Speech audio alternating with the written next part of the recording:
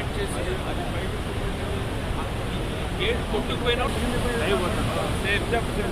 Counter weight mechanism ఏమైనా counter weight మెకానిజంతో నడుపుతాము.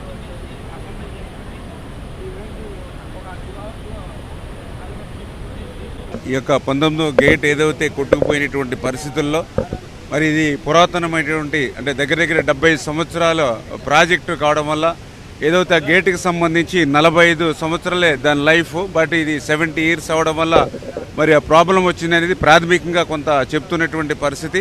ఏదైతే ఆ గేట్ స్థానంలో కూడా మరి పర్టికులర్గా స్టాప్ లాక్ గేట్ ఏదైతే ఉందో మరి అవి ఈ ప్రాజెక్టుకి లేకపోవడం వల్ల తాత్కాలికంగా మరమ్మతులు చేసుకోవడానికి కానీ తాత్కాలిక నీటి నిలుపుదల చేసుకునే అవకాశం లేనిటువంటి స్థితిలో ఏదైతే చంద్రబాబు నాయుడు గారు కూడా స్పందించి కన్నమ నాయుడు గారు ఎవరైతే ఈ యొక్క గేట్ల అమరికలో నిర్మాణంలో అత్యంత కీలకంగా ఉన్నటువంటి వ్యక్తిని ఆయన హైదరాబాద్లో ఉంటే మరి ఆయన కంటికి చికిత్స చేయించుకున్నా కూడా మరి స్పెషల్ ఫ్లైట్ కూడా అరేంజ్ చేసుకుని ఈయన ఇక్కడ పంపించి అంటే మా పోలవరం ప్రాజెక్ట్ గేట్ల అమరికలో కూడా ఆయనకి బాగా సమర్థత ఉన్నటువంటి వ్యక్తి. ఆయన యొక్క సారథ్యంలో ఇమ్మీడియట్లీ ఎందుకంటే ఏదైతే గేట్ని మనం పునర్నిర్మాణం చేయాలనే ఆలోచనతో ఉన్నప్పుడు పూర్తి స్థాయిలో నీరు తగ్గిస్తే అంటే ప్రజెంట్ 104 టీఎంసీల నీరు ఉంది. మరి కొత్త గేట్ని మళ్ళీ ఆ స్టాప్ లాక్ గేట్ని మనం ఏర్పాటు చేసుకుంటే మొత్తం నీటిని తగ్గిస్తే అది 40 టీఎంసీలకి పడిపోతే దగ్గర దగ్గర 60 టీఎంసీల నీరు వృధాగా పోయేటువంటి పరిస్థితి ఉంటుంది. అట్లా కాకుండా అంత స్థాయిలో నీటిని తగ్గించకుండా మనం ఈ యొక్క స్టాప్ బ్లాక్ గేట్ని ఏర్పాటు చేసుకునేటువంటి అవకాశాలని పరిశీలించమని చెప్పేసి మేము కూడా నిపుణులు కూడా కోరడం జరుగుతోంది. ఒకసారి రివ్యూ కూడా అధికారులతో కూడా రివ్యూ చేసి దీనికి కర్ణాటక ప్రభుత్వానికి సంబంధించి కానీ సిడబ్ల్యూసీ కానీ మా ఆంధ్రప్రదేశ్ రాష్ట్ర ప్రభుత్వం నుంచి కూడా ఏదైతే డిజైనింగ్ సంబంధించినటువంటి సిఈల్ని ఎస్సీల్ని అందరినీ కూడా ఒక బృందాన్ని కూడా ఇక్కడ మేము పంపించడం జరిగింది.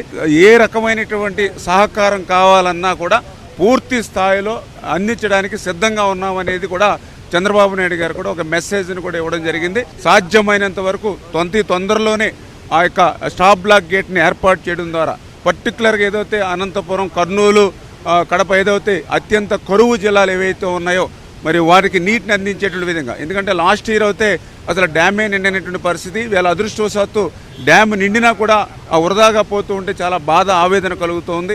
ఈ యొక్క తాత్కాలిక గేటు కూడా ఆల్రెడీ హిందుస్థాన్ వాళ్ళు నిర్మాణం చేస్తూ ఉన్నారు.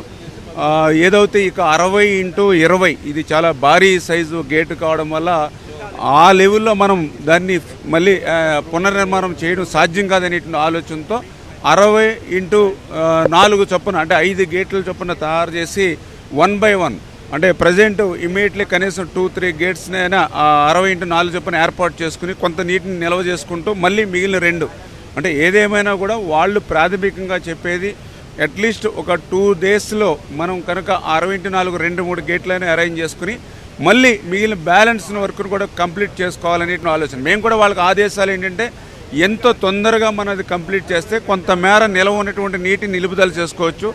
రెండవది ఫోర్కాస్ట్ కూడా ఆగస్టు 15th ద్వారా మళ్ళీ వర్షాలు ఉంటాయని చెప్తున్నారు కాబట్టి మనం ఏదైనా వీలున్నంత వరకు తొందరగా మనం పూర్తి చేసుకుంటే రేపు రాబోయేటువంటి వర్షపు నీటిని మళ్ళీ నిలువ చేసుకునే అవకాశం ఉంటుంది. కాబట్టి 100% సాయశక్తులం మేమందరం కూడా ప్రయత్నం చేస్తాం. వేల కోట్ల రూపాయలు పెట్టి ప్రాజెక్టులు అయితే నిర్మాణం చేస్తున్నాం, కానీ 10 కోట్లలో అయ్యేటువంటి మెయింటెనెన్స్ని ప్రభుత్వాలు విస్మరించడంతో ఇటువంటి ప్రాజెక్టులకు కానీ జలాశయాలకు కానీ ఇటువంటి ఇబ్బంది ఏర్పడుతున్నది వాస్తవం. అది మనందరం కూడా గుర్తించవలసిన విషయం.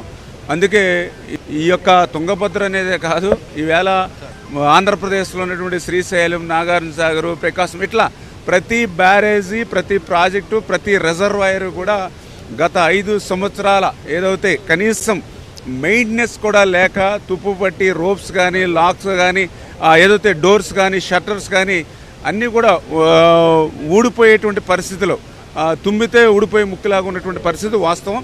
దాన్ని కూడా ఇప్పుడే మేము ప్రయారిటీ వైడ్గా అంటే ఏదైతే ఇన్స్ట్రక్షన్స్ కూడా చంద్రబాబు నాయుడు గారితో దీని తర్వాత ఒక రివ్యూ మీటింగ్ పెట్టుకుని ఏదైతే ప్రాజెక్టులు, రిజర్వాయర్సు ఏవైతే ఉన్నాయో వాటన్నిటినీ కూడా ఇప్పుడున్న ప్రజెంట్ కండిషన్ తీసుకుని దాన్ని ఇమ్మీడియట్లీ ఎమర్జెన్సీ వర్క్స్ కింద ఎట్లా టేకప్ చేయాలి, ఎట్లా మెయింటైన్ చేయాలి అనే దాని మీద ఒక ప్రత్యేకమైనటువంటి ప్రణాళిక అయితే తీసుకుని ముందుకెళ్తాం.